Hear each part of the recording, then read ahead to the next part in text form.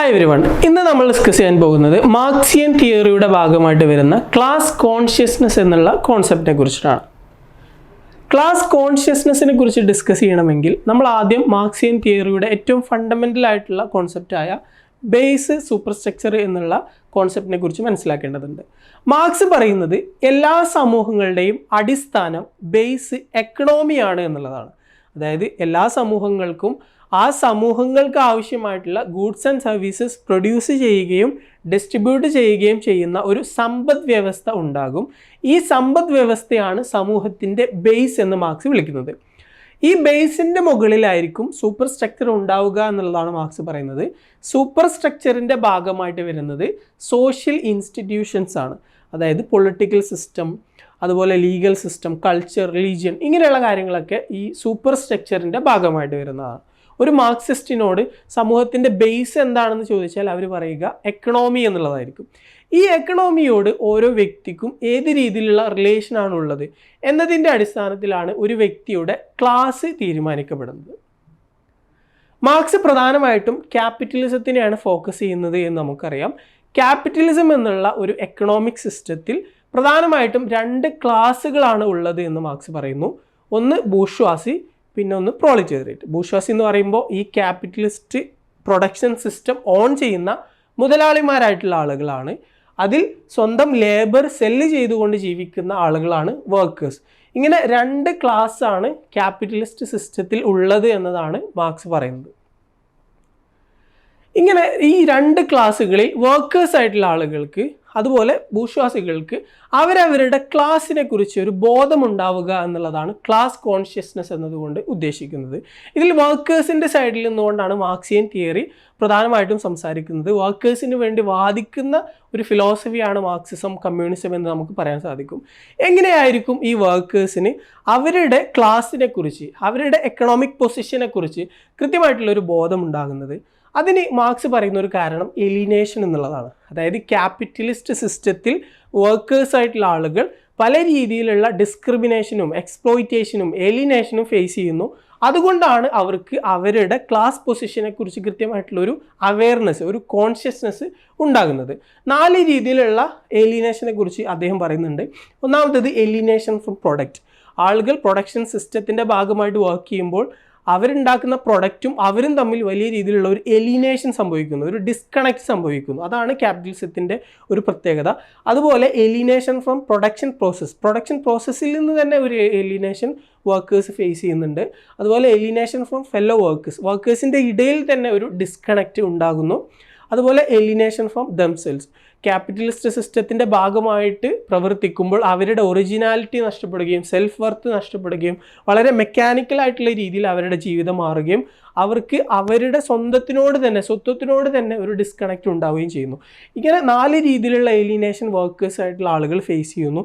ഇങ്ങനെ alienation face ചെയ്യുന്നത് കൊണ്ട് തന്നെ, പല രീതിയിലുള്ള എക്സ്പ്ലോയിറ്റേഷൻ ഫേസ് ചെയ്യുന്നത് കൊണ്ട് തന്നെ അവർക്ക് അവർ ഉള്ള ക്ലാസ് പൊസിഷനെ കുറിച്ച് കൃത്യമായിട്ടുള്ള ഒരു ബോധം ഉണ്ടാകുന്നു, ഒരു അവെയർനെസ് ഉണ്ടാകുന്നു. അതിനെയാണ് മാർക്സ് ക്ലാസ് കോൺഷ്യസ്നെസ് എന്ന വാക്കുകൊണ്ട് സൂചിപ്പിക്കുന്നത്. ഓക്കെ, അപ്പോൾ നമ്മൾ മനസ്സിലാക്കേണ്ടത് class consciousness involves the understanding of the defining social and economic characteristics and collective interest of your own class. നമ്മുടെ ക്ലാസ് ഏതാണോ ആ ക്ലാസ്സിൻ്റെ സോഷ്യൽ ആൻഡ് എക്കണോമിക് ക്യാരക്ടറിസ്റ്റിക്സിനെ കുറിച്ച് മനസ്സിലാക്കുക. അതുപോലെ നമ്മുടെ ക്ലാസ്സിലുള്ള ആളുകളുടെ കോമൺ ആയിട്ടുള്ള ഇൻട്രസ്റ്റുകൾ എന്താണ് എന്നതിനെ കുറിച്ചിട്ടൊക്കെ ഒരു ബോധം ഉണ്ടാവുക എന്നുള്ളതാണ് ഇതുകൊണ്ട് ഉദ്ദേശിക്കുന്നത്. ഇനി ഇങ്ങനെ ബോധമില്ലാത്ത അവസ്ഥ എന്താണ് മാർക്സ് വിളിക്കുന്നത് ഫാൾസ് കോൺഷ്യസ്നെസ് എന്നുള്ളതാണ്. അതായത് ഓരോ ക്ലാസ്സിൽപ്പെട്ട ആളുകളും അവരനുഭവിക്കുന്ന എക്സ്പ്ലോയിറ്റേഷനെ കുറിച്ചും അവരനുഭവിക്കുന്ന ഇനീക്വാലിറ്റീസിനെ കുറിച്ചും ഒന്നും ബോധമില്ലാതെ അതിൻ്റെ ഭാഗമായിട്ട് പ്രവർത്തിക്കുക എന്നുള്ളതാണ് ഇതുകൊണ്ട് ഉദ്ദേശിക്കുന്നത്. ഇങ്ങനെ people are unknowingly participating in the system that promotes inequality.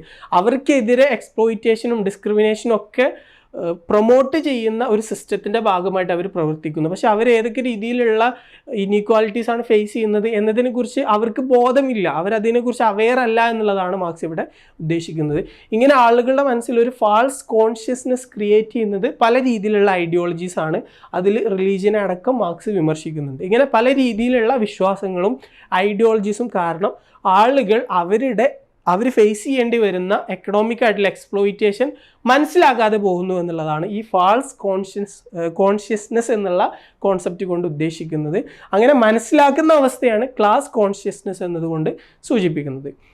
ഇങ്ങനെ നമ്മുടെ ക്ലാസ്സിൻ്റെ പ്രശ്നങ്ങൾ എന്താണ്, നമ്മുടെ കോമൺ ആയിട്ടുള്ള ഇൻട്രസ്റ്റുകൾ എന്താണ് എന്നതിനെക്കുറിച്ച് ബോധമുണ്ടായിക്കൊണ്ട് അവരുടെ ക്ലാസ്സിന് വേണ്ടി അവർ നിലനിൽക്കുന്ന ഒരവസ്ഥയിലേക്ക് മാറുന്നതിനെയാണ് അദ്ദേഹം class in itself to class for itself എന്നുള്ള ഒരു ട്രാൻസ്ഫോർമേഷനെ കുറിച്ച് പറയുന്നത്. അതായത് സ്വന്തം ക്ലാസ്സിനെ കുറിച്ചും സ്വന്തം ക്ലാസ് ഫേസ് ചെയ്യുന്ന ഇനീക്വാളിറ്റീസിനെ കുറിച്ചും ഒന്നും ബോധമില്ലാത്ത അവസ്ഥ, ഫാൾസ് കോൺഷ്യസ്നെസ് ആണെങ്കിൽ അതെന്താണ്, ക്ലാസ് ഇൻ ഇറ്റ് സെൽഫാണ്. അവർക്ക് അവരുടെ ക്ലാസ്സിൻ്റെ ഭാഗമായിട്ട് നിൽക്കണം, പക്ഷെ അവരനുഭവിക്കുന്ന പ്രശ്നങ്ങളെ കുറിച്ചൊന്നും അവർക്ക് ബോധമില്ല എന്നുള്ളതാണ്. അങ്ങനെ ബോധമില്ലാത്ത അവസ്ഥയിൽ നിന്ന് ബോധമുണ്ടാകുമ്പോൾ എന്താ സംഭവിക്കുക, ക്ലാസ് ഫോർ ഇറ്റ് സെൽഫായിട്ട് അവർ മാറുന്നു. അവരുടെ ക്ലാസ്സിന് വേണ്ടി അവർ നിലകൊള്ളുന്ന ഒരു സാഹചര്യത്തിലേക്ക് അവർ മാറുന്നു. ഈ ഒരു അവയർനെസ് വരുമ്പോഴാണ് ക്ലാസ് ഇൻ ഇറ്റ് സെൽഫിൽ നിന്നും വർക്കേഴ്സ് ആയിട്ടുള്ള ആളുകൾ ക്ലാസ് ഫോർ ഇറ്റ് സെൽഫിലേക്ക് മാറുന്നത് എന്നതാണ് മാർക്സിൻ്റെ തിയറി. ഓക്കെ, അപ്പോൾ നിങ്ങൾ ഈ ഒരു വാക്ക് കൃത്യമായിട്ട് ഓർക്കുക. ഫാൾസ് കോൺഷ്യസ്നെസ് ആണെങ്കിൽ അവിടെ എന്തായിരിക്കും, ക്ലാസ് ഇൻ ഇറ്റ് സെൽഫ് ആയിരിക്കും. അവരെ ക്ലാസ്സിനെ കുറിച്ച് അവർ അവെയർ അല്ല എന്നുള്ളതാണ്. പിന്നീട് ക്ലാസ് കോൺഷ്യസ്നെസ് വരുന്നതോടുകൂടെ അവർ ക്ലാസ് ഫോർ ഇറ്റ് സെൽഫ് ആവുന്നു. അവരുടെ ക്ലാസ്സിന് വേണ്ടി അവർ സ്റ്റാൻഡപ്പ് ചെയ്യുന്ന അവസ്ഥയിലേക്ക് വരുന്നു. ഇങ്ങനെ ക്ലാസ് ഇൻ ഇറ്റ് സെൽഫ് എന്നുള്ള സിറ്റുവേഷനിൽ നിന്നും ക്ലാസ് ഫോർ ഇറ്റ് സെൽഫ് എന്നുള്ള സിറ്റുവേഷനിലേക്ക് വർക്കേഴ്സ് ട്രാൻസ്ഫോം ചെയ്യുമ്പോഴാണ് റവല്യൂഷൻ സംഭവിക്കുക. അതായത് നമ്മുടെ ക്ലാസ് അനുഭവിക്കുന്ന പ്രശ്നങ്ങൾ എന്താണ്, നമ്മുടെ കോമൺ ഇൻട്രസ്റ്റ് എന്താണ് എന്നതിനെക്കുറിച്ച് വർക്കേഴ്സ് അവെയർ ആകുന്ന ഒരു സാഹചര്യത്തിൽ ക്ലാസ് ഇൻ ഇറ്റ് സെൽഫിൽ നിന്നും ക്ലാസ് ഫോർ ഇറ്റ് സെൽഫിലേക്ക് അവരെത്തുകയും അവർ ബൂർഷ്വാസിക്കെതിരെ, മുതലാളിക്കെതിരെ റവല്യൂഷൻ നയിക്കുകയും ചെയ്യുന്നു. ഇങ്ങനെ റവല്യൂഷനിലൂടെ ക്യാപിറ്റലിസം തകർക്കപ്പെടുകയും തൊഴിലാളികളുടെ ഒരു ആധിപത്യം ഉണ്ടാവുകയും ചെയ്യുമെന്നുള്ളതാണ് മാർക്സിൻ്റെ ഫിലോസഫി. ഓക്കെ, അപ്പോൾ നമ്മൾ ആദ്യം ഡിസ്കസ് ചെയ്തത് ബേസ്, സൂപ്പർ സ്ട്രക്ചർ എന്നുള്ള കോൺസെപ്റ്റാണ്. സമൂഹത്തിൻ്റെ അടിസ്ഥാനം എക്കണോമിയാണ് എന്ന് നമ്മൾ പറഞ്ഞു. എക്കണോമിയുടെ മുകളിലായിരിക്കും സൂപ്പർ സ്ട്രക്ചർ ഉണ്ടാവുക. അതിൻ്റെ ഭാഗമായിട്ടാണ് സോഷ്യൽ ഇൻസ്റ്റിറ്റ്യൂഷൻസ് വരുന്നത്. ഈ ബേസിനോട് ഓരോ വ്യക്തിയുടെയും ബന്ധം എന്താണ് എന്നുള്ളതാണ് ഒരാളുടെ ക്ലാസ് തീരുമാനിക്കുന്നത്. ക്യാപിറ്റലിസത്തിൽ 2 ക്ലാസ്സുകളാണ് പ്രധാനമായിട്ടുള്ളത്. ഒന്ന് ബൂർഷ്വാസി, പിന്നെ ഒന്ന് പ്രോളിറ്റേറിയറ്റ്. ഇവക്കിടയിലുള്ള ഒരു ക്ലാസ് കോൺഫ്ലിക്റ്റ് ഉണ്ടാകുന്നത് പ്രധാനമായിട്ടും എലിനേഷൻ കാരണമായിട്ടാണ്. അതായത് വർക്കേഴ്സ് ആയിട്ടുള്ള ആളുകൾ പല രീതിയിലുള്ള എലിനേഷൻ, പല രീതിയിലുള്ള എക്സ്പ്ലോയിറ്റേഷൻ അനുഭവിക്കുന്നു. അതിൻ്റെ ഭാഗമായിട്ട് അവർക്ക് അവരുടെ ക്ലാസ് പൊസിഷനെ കുറിച്ച് ഒരു അവെയർനെസ് ഉണ്ടാകുന്നു. അതിനെയാണ് ക്ലാസ് കോൺഷ്യസ്നെസ് എന്നതുകൊണ്ട് സൂചിപ്പിക്കുന്നത്. അങ്ങനെ ബോധമില്ലാത്ത, അവെയർനെസ് ഇല്ലാത്ത സാഹചര്യത്തിന് ഫാൾസ് കോൺഷ്യസ്നെസ് എന്ന് വിളിക്കുന്നു. ഇങ്ങനെ ബോധമില്ലാത്ത അവസ്ഥയിൽ നിന്ന് ബോധം ഉണ്ടാകുന്ന അവസ്ഥയിലേക്ക് വരിക എന്നുള്ളതിനെയാണ് class in itself to class for itself എന്ന് മാർക്സ് സൂചിപ്പിക്കുന്നത്. ഇങ്ങനെ ക്ലാസ് ഇൻ ഇറ്റ് സെൽഫിൽ നിന്നും ക്ലാസ് ഫോർ ഇറ്റ് സെൽഫിലേക്ക് വന്നാൽ മാത്രമേ തൊഴിലാളികളായിട്ടുള്ള ആളുകൾ ബൂർഷ്വാസിക്കെതിരെ റവല്യൂഷൻ നടത്തുകയുള്ളൂ. അങ്ങനെ റവല്യൂഷൻ നടന്നാൽ മാത്രമേ ക്യാപിറ്റലിസത്തിൽ നിന്ന് മാറി യഥാർത്ഥത്തിലുള്ള കമ്മ്യൂണിസം എസ്റ്റാബ്ലിഷ് ചെയ്യാൻ സാധിക്കുകയുള്ളൂ. ഇത്രയുമാണ് ക്ലാസ് കോൺഷ്യസ്നെസ് എന്നുള്ള കോൺസെപ്റ്റിനെ കുറിച്ച് മനസ്സിലാക്കേണ്ടത്. മറ്റൊരു ദിവസം മറ്റൊരു കോൺസെപ്റ്റ് നമുക്ക് ഡിസ്കസ് ചെയ്യാം. Okay, thank you.